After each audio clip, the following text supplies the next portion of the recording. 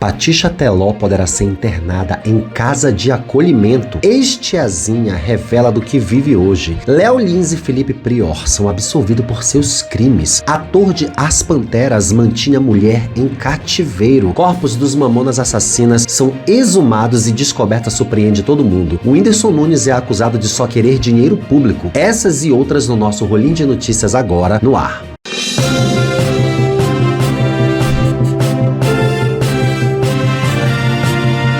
Olá, minhas rolinhas, eu sou Márcio Rolinho, criador e apresentador deste semanal de notícias, onde a gente requenta tudo o que saiu de relevante aí durante a semana e o que vocês não pegaram vai passar por aqui. Então coloca seu dedo aí nesse botão de seguir, porque é muito bom seguir o Márcio Rolinho. Aqui tem farofa, aqui tem informação, tem a vida alheia, tem fofocaria e tem coisa muito séria, militância, ativismo, política. Segue! E aqui de baixo tem o nosso Pix e apoia esse clube de membros para você escolher uma maneira qualquer de ajudar o canal e a gente fazer vídeos legais todos os dias. E vamos de notícias.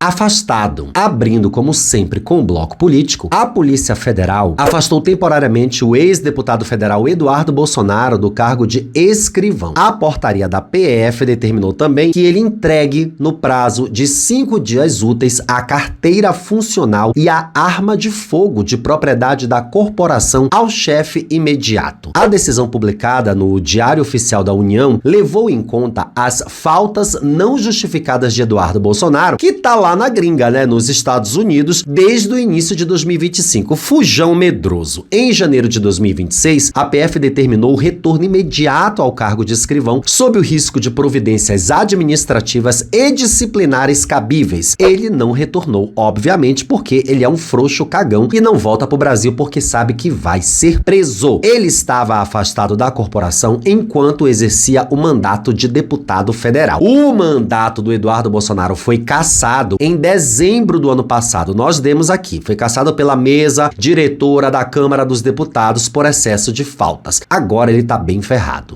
Todas, todos e todes. Senador e pré-candidato à presidência da República Flávio Bolsonaro, do PL, se manifestou nessa segunda-feira agora, no dia 23, sobre o racha exposto entre membros e aliados da família Bolsonaro nos últimos dias. Por meio do X, Flávio afirmou que está todo mundo querendo vencer a discussão. Segundo ele, o foco principal deve ser a disputa presidencial de 2026. Daí ele postou essa, olha só, tá todo mundo querendo vencer a discussão, mas o que precisamos é ganhar a eleição. Gostaria de contar com todas, todos, todes e todix. Que loucura, né, gente? As desavenças envolvem o núcleo duro do bolsonarismo, como a ex-primeira-dama Michelle Bolsonaro, o ex-deputado federal Eduardo Bolsonaro e o deputado federal Nicolas Ferreira, que protagonizaram brigas públicas e trocas de indiretas nas redes sociais. O estopim dessa briga toda aí foi a convocação de Nicolas no último dia 12 para o ato Fora Lula, Fora Moraes e Fora Toffoli, marcado para 1º de março, após o anúncio aí, o Eduardo fez declarações sobre a falta de apoio à possível candidatura do irmão Flávio nas eleições presidenciais. A gente espera que eles todos se matem.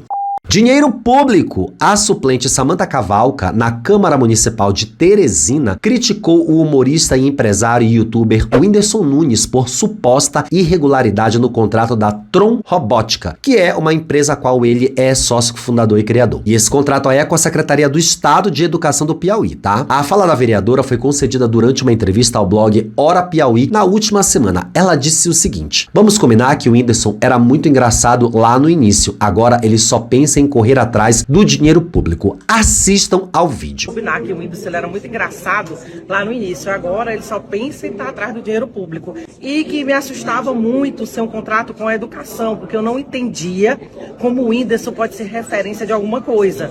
Lá atrás ele até foi, eu tenho que ser justa, mas agora o único exemplo que o Whindersson dá é de fazer tatuagem na testa, dizer que não sabe se gosta mais de mulher e fumar maconha. Bem, o humorista não deu nenhuma declaração sobre a fala da senhora Samantha Cavalca. Moral e bons costumes. A influenciadora digital Graciane Barbosa se filiou nessa terça-feira, no dia 24, ao Republicanos. A musa fitness será candidata a deputada federal pelo partido no Rio de Janeiro nas eleições de outubro deste ano. Olha que loucura, né, gente? Aos jornalistas na Câmara, a influenciadora disse ter escolhido o Republicanos por se identificar com os valores do partido. Assistam ao vídeo. Olá, tudo bem? Pode falar com a gente um minutinho? E aí, como que vocês decidiram? Você vai se filiar, já se filiou ao Republicanos, vai ser candidata a deputada federal? Hoje eu me filiei, foi o primeiro passo, estou muito feliz. Em breve a gente vai conversar mais para que fique claro todo o meu posicionamento. E você mas qual seria o posicionamento ideal para você, dentro do partido? Eu acho que o que está alinhado com as minhas... tudo que eu defendo, tudo que eu vivo, né, durante a minha trajetória, eu acho que o partido está alinhado com as minhas expectativas, valores e princípios. E o que eu quero fazer é realmente trabalhar em cima do que foi feito em toda a minha vida, né? Fazer disciplina, foco, falar sobre esporte. Eu acho que são pautas que estão na minha vida, se fazem presente em toda a minha história. E principalmente devolver um pouquinho de tudo que eu recebi durante toda a minha caminhada para as pessoas que me dão tanto. Eu acho que chegou a hora de eu devolver. Por que neste momento? Eu acho que é um momento que eu me sinto madura e preparada. Dentro do Republicano, você vai participar das candidaturas também do partido, Tarcísio de Freitas em São Paulo? Bom, o resto, gente, eu acho que a gente pode conversar no futuro, porque hoje foi só o primeiro passo dessa jornada. Mas provavelmente vai ser alguma candidatura legislativa. Então a gente conversa no futuro. Obrigada. Vai Com continuar no Rio de licença, Janeiro. obrigada, pessoal. Desculpa. Com Obrigada. licença, obrigada, viu? Obrigada. A comedora de ovos disse ainda que pretende aplicar na política a disciplina e o foco que tem em outras áreas da vida. A gente sabe sim. A legenda é ligada à Igreja Universal do Reino de Deus e é presidida pelo deputado federal bispo evangélico Marcos Pereira, aqui de São Paulo. O Republicanos também tem outros filiados, como o pastor Marcelo Crivella, ex-prefeito do Rio de Janeiro, né, e a senadora Damares Alves, que dispensa apresentações. Graciane não tem experiência prévia na política, mas sim tem experiência em valores. Afinal, ela cobra altos valores nas assinaturas do seu conteúdo adulto, onde ela mostra em algumas plataformas à beira do priquito. Sim, ela é especialista em valores que são os mesmos da extrema-direita, ao qual agora ela é aliada. Voluntários Floripa. Olha essa notícia, gente. A Prefeitura de Florianópolis, sob a gestão do Topázio Neto, criou uma guarda de voluntários cujas ações têm sido questionadas pela falta de poder de polícia e suspeitas de ilegalidade. Flagrantes recentes mostram agentes da Força Voluntários Floripa hostilizando e ameaçando prender um homem em situação de rua no centro da capital catarinense. O grupo, criado pela Lei 11.498 de 2025, deveria atuar apenas em apoio operacional e projetos sociais, mas na prática tem realizado abordagens ostensivas contra ambulantes e desabrigados. Assistam ao vídeo.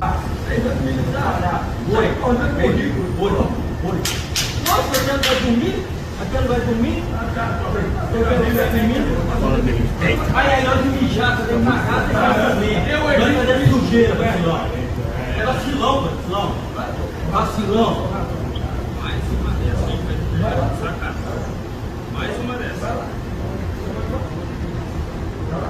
O dono do prédio, rapaz. O dono do prédio não manda na rua. Ele é dono do prédio, ele paga imposto. Todo mundo paga imposto. Todo mundo paga imposto. Não interessa o caralho, rapaz. Tu tem que tirar no cara daqui. Sua mesmo. E aí? Vai fazer o quê? E todo dia eu vou passar aqui e vou tirar no cara daqui. Todo dia. Todo dia. Você vai ver. Você vai ver. Da próxima vez que vai...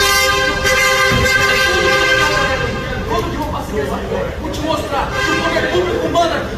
Tá? Não. Tu não é o dono da banca aqui, não. Vou te mostrar porque o poder público tá achando que é o quê? Dono de prédio não manda aqui, não. Ficou em teu lugar. Ninguém te contou isso. Pra tu se malar, pra tu acusar, se você estudar direito, tu não acusar porque quer prova. Não trabalha tua bola, não vem não de louco, não. Tu sabe que ele chegou ali pra aprender contigo, pra você vai trocar. Mas você aí não é educação. Eu falei, tchau. Ele falou pra tu levantar pra tomar ideia. Você falou assim, eu não vou sair daqui. Eu não falei que vai morrer. Então você suspeita. Esse aqui é educação comigo. Tu é louco? Não é.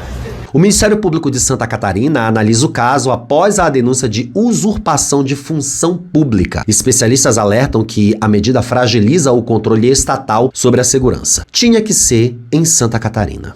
Desembargador na mira. Agora vamos abrir o bloco de sangue e destruição. Diante da repercussão de suas denúncias contra o desembargador Magid Lawar, do Tribunal de Justiça de Minas Gerais, vocês sabem de que a gente está falando daquele caso, que aquele bando de desembargador descondenou um homem de 35 anos que tinha um relacionamento com uma menina de 12. O ator Saulo Lawar, que é parente do magistrado, usou suas redes sociais nessa quinta-feira, agora no dia 25, para fazer um forte desabafo e dizer que fez o que fez pela proteção das crianças e adolescentes do Brasil. Saulo Lawar denunciou uma tentativa de abuso pelo próprio desembargador quando ele tinha 14 anos de idade. A denúncia foi motivada pelo voto do Magid Lawar pela absolvição daquele homem de 35 anos que teve relações sexuais com uma criança de 12. E a gente falou muito sobre esse caso aqui já no jornalzinho. A denúncia de Saulo e as de outras supostas vítimas motivaram a abertura de investigações contra o desembargador Magid Lawar, tanto no próprio TJM quanto no Conselho Nacional de Justiça. Assistam a um trechinho do desabafo do Saulo. A minha intenção com o meu relato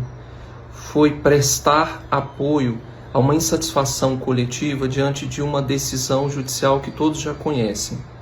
Em razão da minha experiência pessoal, eu senti que eu não poderia me omitir e foi muito mais forte do que o meu desejo pessoal de manter aquilo comigo. Eu tive que abrir mão da minha intimidade, eu tive que expor a minha família por algo que eu acreditei ser maior, ainda que eu não soubesse a dimensão que isso causaria. Para mim, me desnudar dessa maneira não é motivo de vergonha, é um privilégio, é uma honra para mim poder contribuir com essa dor coletiva. A minha história não é mais importante do que a de ninguém, não é mais relevante do que a de ninguém.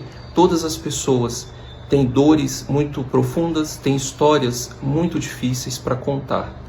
Mas em razão da questão pessoal deste fato, eu precisei lançar a mão disso para colaborar com esse movimento, e isso tem mostrado para mim que é possível unir toda a sociedade em prol de algo maior e benéfico para toda a sociedade, em especial nesse caso para a defesa da criança e do adolescente. Na postagem, Saulo Lawar se solidariza com outras pessoas que passaram por esse tipo de abuso e que estão comentando em seu perfil. O ator diz ainda que o episódio mostra que é possível unir a sociedade em prol de algo maior. Disse ele que é em prol da proteção das crianças e adolescentes. Vale lembrar que a absolvição do abusador de 35 anos e da mãe da criança já foi revertida e os dois voltaram para a cadeia. E agora o desembargador acaba de ser afastado pela CNJ.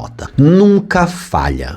Padre Mão Leve. Um padre foi condenado a 5 anos de prisão, 6 meses e 20 dias, eu adoro essas condenações assim, de prisão por furtar mais de 600 celulares doados pela Receita Federal ao Hospital Padre Zé, no município de João Pessoa, na Paraíba. Assinada em 13 de fevereiro, a sentença foi julgada pelo Ministério Público nessa quinta-feira agora, no dia 25. Segundo decisão judicial, Egídio de Carvalho Neto, o padre, que responde a outras 10 ações, 10, e seu assistente aí terão que devolver 525 mil ao Instituto São José, mantenedor da unidade de saúde. O hospital é ligado à igreja que o sacerdote dirigia desde 2023, quando o crime ocorreu. Assim, o valor deve ser corrigido, avaliando a data do crime. A gente espera que ele tenha dinheiro para pagar. Casamento trans. O arcebispo de Corrientes, na Argentina, José Adolfo Lerrigan, anunciou que foi anulado o casamento entre duas pessoas que se identificam como sexo oposto, celebrado no mês passado na arquidiocese por não atender aos requisitos estabelecidos pelo Código de Direito Canônico e gerar confusão entre os fiéis. Preste atenção aí no que eu vou dizer pra vocês. Esse casamento entre pessoas trans aconteceu, tá? Só que o padre, ou pároco, não sabia que eram duas pessoas trans. E para os cristãos, cristãos, um casamento entre pessoas trans é um casamento que está dentro da legalidade cristã, já que biologicamente eles estão casando sim, um homem e uma mulher. Não é maluco? Ele foi lá e anulou. Essa celebração, vocês estão vendo fotos reais, aconteceu em 28 de janeiro na paróquia Nossa Senhora de Pompeia, entre um homem e uma mulher trans. Só que biologicamente aí, na cabeça deles, né, eles são homem e mulher. Então, eles tinham os seus nomes alterados do seu documento de identidade civil, segundo a lei argentina de identidade de gênero. Ou seja, o pároco não sabia. Souberam depois. Em 8 de fevereiro, a Arquidiocese de Corrientes emitiu um comunicado anunciando que aplicaria as medidas disciplinares canônicas cabíveis. O bispo disse que lhe falta validade canônica e que a sua natureza pública gerava confusão entre os fiéis. É a igreja sendo igreja, argentino sendo argentino e a gente sendo xenofóbico. Eu só faço uma pergunta: faz diferença? Não.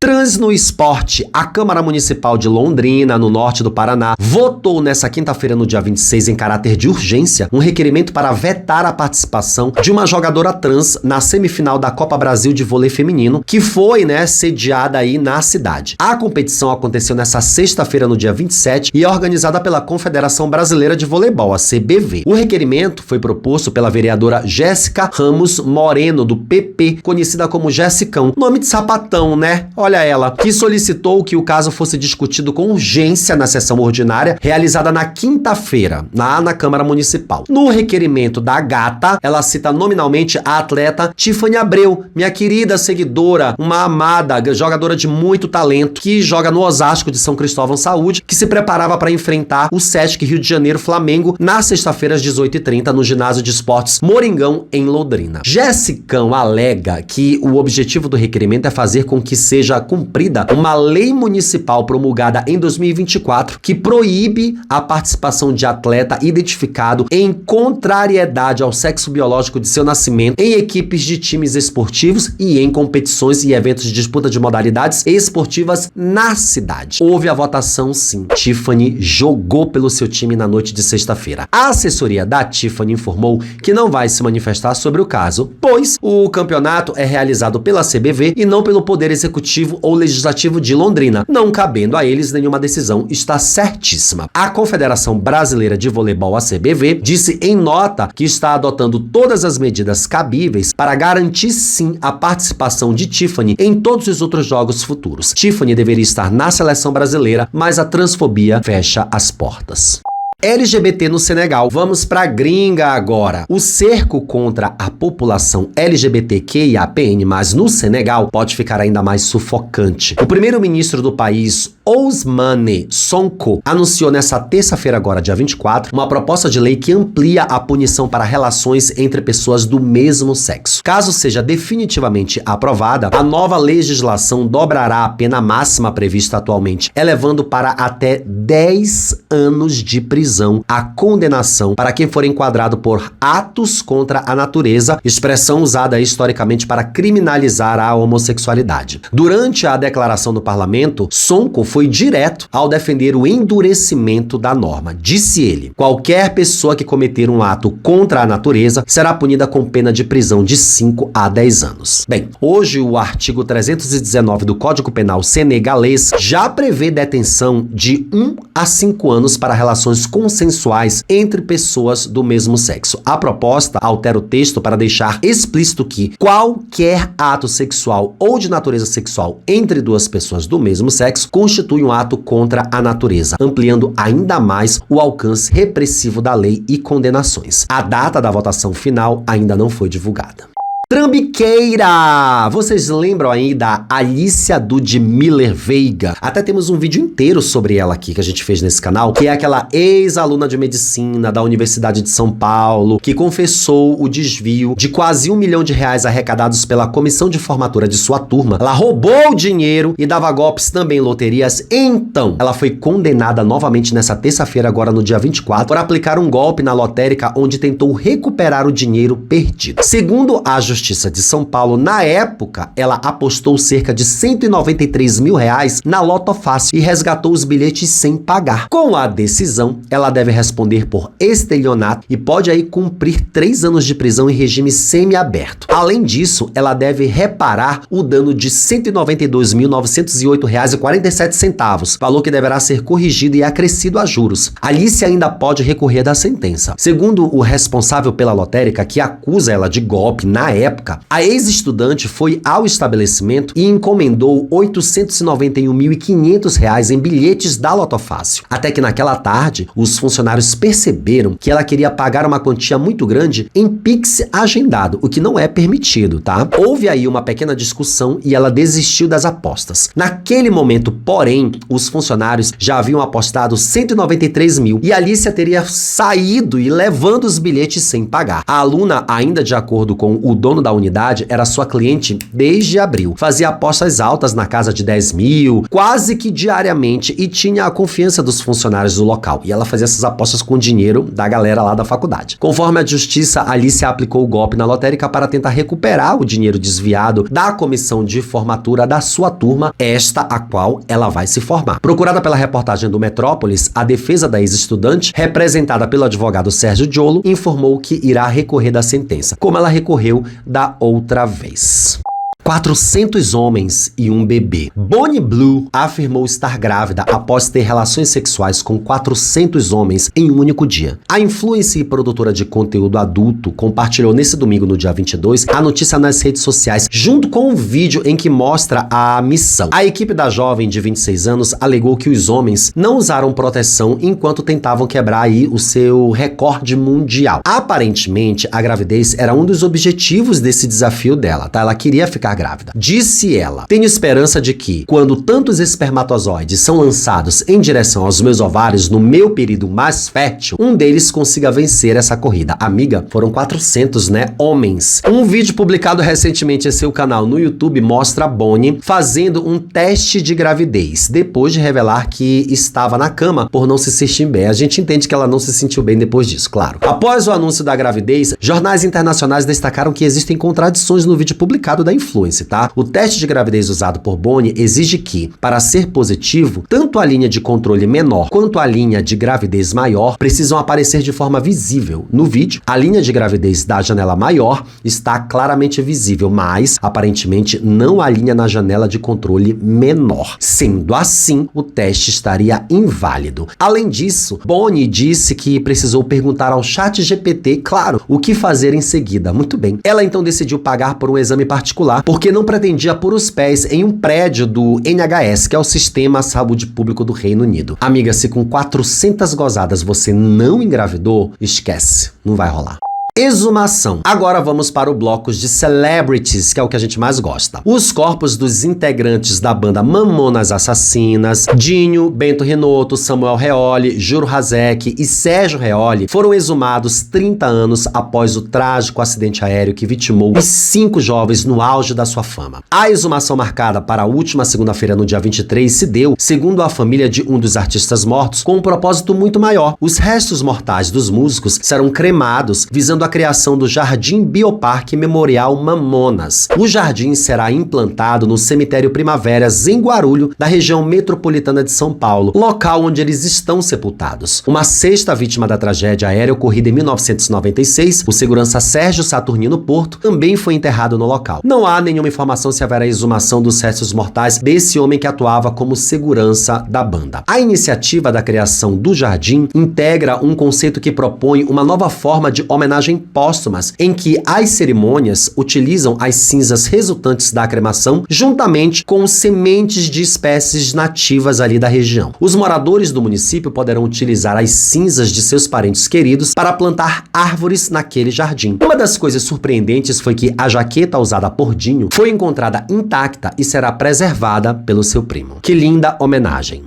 Vai, Ludmilla! A coluna Fábio Oliveira, como sempre, descobriu, como sempre, que o Marcão do Povo amargou uma nova derrota na ação judicial ajuizada contra a cantora Ludmilla. A perda vem após o apresentador mover um recurso buscando reverter o seu primeiro revés no caso que a gente já deu aqui. Marcão do Povo processou Ludmilla pedindo a remoção de um vídeo em que a cantora afirma que ele cometeu um ato racista contra ela, mas que se valeu de uma manobra processual para escapar das punições. Nós falamos disso aqui também na época. O apresentador perdeu a liminar que pedia aí a baixa imediata da publicação. Depois, ele apresentou um recurso buscando a mudança da decisão. Agora, a coluna Fábio Oliveira, como sempre, descobriu, como sempre, que em decisão na última quarta-feira do dia 25, o juiz Mário Chilvite Júnior decidiu negar a liminar. Em seu recurso, Marcão do Povo apresentou uma liminar recursal, ou seja, um pedido para que o tribunal decidisse desde logo decretar a baixa temporada do vídeo feito pela cantora, que permanece no ar, tá? Caso a liminar fosse concedida, o vídeo de Ludmilla seria suspenso provisoriamente até que o recurso fosse efetivamente julgado e uma ordem decisiva sobrevivesse. Contudo, a liminar recursal do Marcão do Povo foi negada. Que beleza! O magistrado entendeu que a causa é complexa e não vislumbrou perigo de dano caso o vídeo permaneça disponível por mais tempo, até que uma análise aprofundada seja feita. A negativa a mais uma liminar marca uma nova derrota para o apresentador, mas não significa o fim de sua batalha. Agora, o Marcão do Povo deve aguardar até que o recurso seja julgado para saber se a justiça voltará ou não atrás em sua decisão. E esperamos que Ludmilla vença. Cativeiro. Vocês lembram do ator Crispin Glover, conhecido pelos trabalhos aí de Volta para o Futuro e As Panteras, que era aquele vilão estranho que ele não falava? Não é o Rodrigo Santoro, tá, gente? Por favor, é o outro que não falava. Ele tá sendo acusado de manter uma ex-modelo em cativeiro e submetê-la a sexo e trabalho gratuito. Olha que loucura, né? De acordo com a denúncia, a mulher teria sido atraída por ele com uma promessa de uma oportunidade de emprego em Los Angeles. O nome dela não foi identificado no processo aí que corre sob segredo de justiça lá nos Estados Unidos. A ação civil obtida pela Variety aponta acusações de agressão, fraude, despejo legal, acusação maliciosa, imposição intencional de sofrimento emocional e violações de lei de proteção a menores. Um nível de loucura muito grande. Segundo o documento, os crimes fariam parte de uma série de episódios descritos como perturbadores, nas quais ela, a jovem, teria sido mantida em cativeiro e explorada sexualmente e profissionalmente sob falsos pretextos. A vítima, descrita como uma ex-modelo britânica de 30 anos, alega ter sido atraída e manipulada para se mudar para Los Angeles e trabalhar como assistente do Glover na indústria do entretenimento. Caramba, quanto ator maluco da cabeça. Absolvido. A terceira Câmara do Direito Criminal do Tribunal de Justiça de São Paulo manteve a absolvição do ex-BBB e arquiteto Felipe Prior em um dos processos por os quais ele responde. A decisão foi tomada em primeira instância e ainda cabe recurso. A informação foi confirmada pelo Metrópolis pela assessoria do acusado. O caso trata-se de uma denúncia relacionada a um fato ocorrido em 2018. Uma mulher o acusa de durante os Jogos Universitários da Interfal, realizados em Itapetininga, no interior de São Paulo. Processos que envolvem crimes sexuais tramitam em segredo de justiça. A defesa de Felipe Prior informou que não irá se manifestar sobre a decisão. Além desse caso, Prior, que tem 33 anos, ainda responde a outros 3 processos pela mesma razão. Em um deles, o Superior Tribunal de Justiça manteve a condenação a 8 anos de prisão por um caso ocorrido em 2014 na capital paulista. Em outro processo, ele foi absolvido de acusação relacionada à ocorrência em 2015 em Votuporanga, também em São Paulo. Um terceiro caso ainda aguarda julgamento. Absolvido parte 2. A Justiça Federal absolveu na segunda-feira, dia 23, o dublê de humorista Léo Lins, que havia sido condenado a 8 anos e 3 meses de prisão por propagar o conteúdo discriminatório contra minorias e grupos vulneráveis em um show de comédia gravado em 2022. O recurso da defesa foi analisado por um colegiado de desembargadores que decidiu reverter a sentença por 2 votos a 1. O único magistrado favorável à condenação se manifestou pela redução da pena. A decisão da 5ª turma do Tribunal Regional Federal da 3ª Região também livrou o comediante de uma multa de R$303 mil a título de indenização por danos morais coletivos. Depois do julgamento, o advogado Carlos Eduardo Ramos publicou um vídeo ao lado de Léo Lins, obviamente, comemorando o resultado em frente à sede da corte na Avenida Paulista. É muito bandido sendo inocentado nesse país.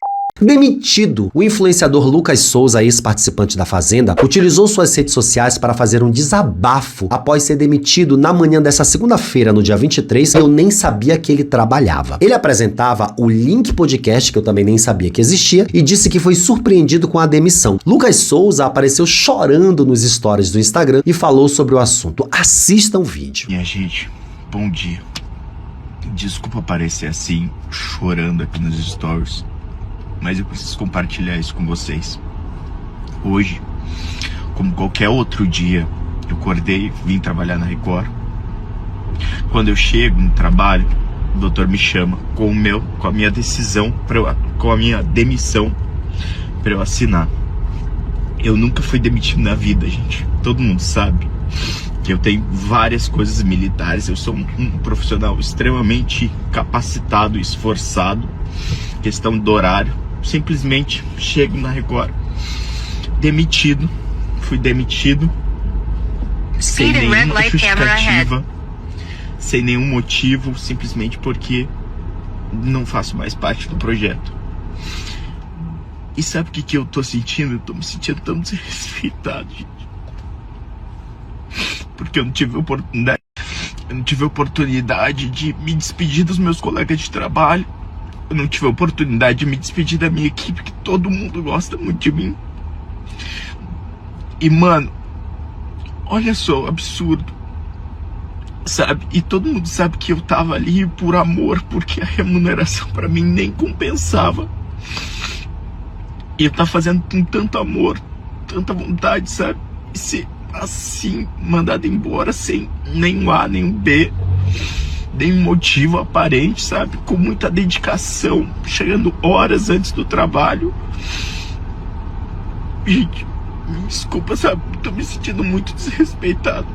Tiazona, imortalizada nos anos de 1990 como a personagem Tiazinha, Suzana Alves respondeu perguntas curiosas de internautas nas suas redes sociais, aí numa caixinha de pergunta do Instagram. Uma das respostas que mais chamou a atenção foi quando ela revelou como ganha a vida atualmente aos 47 anos. Segundo Suzana Alves, ela se dedica a uma série de atividades: mãe, dona de casa, escritora, padeira de pães de fermentação natural, estudante de psicologia e influenciadora. Gente, tem uns 15 anos que ela estuda psicologia. Suzana também se tornou evangélica há algum tempo e passou a atuar como pregadora. Em uma participação recente em uma igreja, relembrou a mudança de rumo na carreira e o afastamento da imagem de sex symbol. Disse ela: quando rescindi os contratos e paguei um monte de multas, comecei a seguir a minha vida, a minha carreira, porque eu queria provar para todo mundo que eu era uma ótima atriz e não só uma estética. Bom, segundo a eterna Tiazinha, ela se sentiu sozinha após as mudanças e perdeu o apoio dos amigos no processo. Disse ela: estava sozinha. Todos os famosos que me apoiavam, os meus melhores amigos, não eram mais meus amigos da noite para o dia. Ninguém me apoiava na decisão que eu tinha tomado. Só a minha mãe. Claro, né, amiga? Claro, você se tornou crente e bolsonarista e quer ter amigos. Não faz o menor sentido.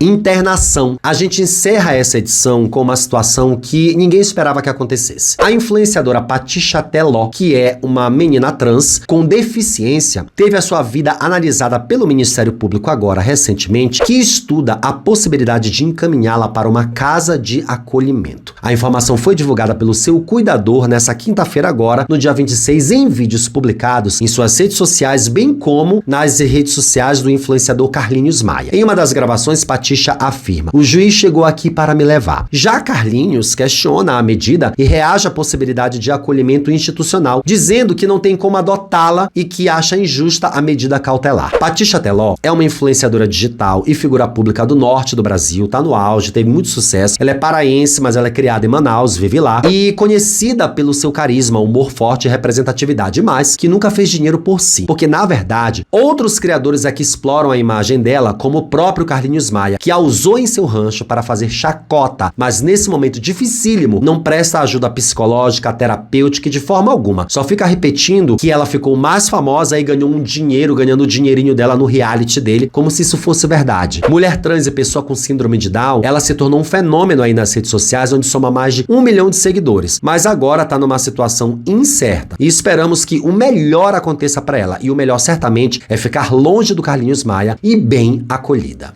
Muito obrigado para você que chegou até aqui o final dessa edição. Bem aqui vai estar passando o último rolinho de notícias para você continuar maratonando no canal. Segue a gente, é muito importante você seguir esse canal porque ele é uma delícia. E aqui debaixo tem várias maneiras de você ajudar a gente. Pix, Apoia-se, Clube de Membros. Até o próximo, um beijo, tchau.